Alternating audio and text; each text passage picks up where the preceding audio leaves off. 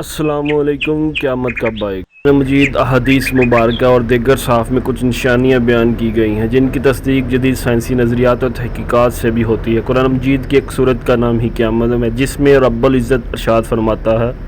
انسان پوچھتا ہے کہ قیامت کا دن کب ہوگا، جب آنکھیں چنیاں جائیں اور چاند گہنا جائے اور سورج چاند جمع کر دیے جائیں۔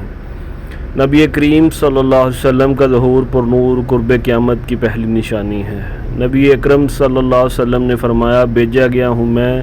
اور قیامت مثل دو انگلیوں کے، یعنی انگشت شہادت اور درمیان کی انگلی کے۔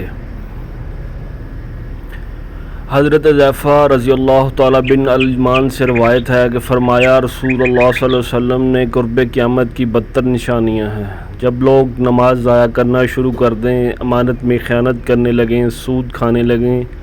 جھوٹ کو حلال سمجھنے لگیں، خون ریزی کو معمولی بات سمجھنے لگیں، اونچے گھر بنانے لگیں، دین کو دنیا کے بدلے فروخت کرنے لگیں، صلہ رحمی ترک کر دیں، جھوٹے کو سچا سمجھنے لگیں، مرد ریشمی کپڑا پہننے لگے، ظلم ہر طرف پھیلنے لگے، طلاق کثرت سے ہونے لگے، موت ناگہانی آنے لگے، خائن امانت دار ہو جائیں، امانت دار خیانت کرنے لگیں،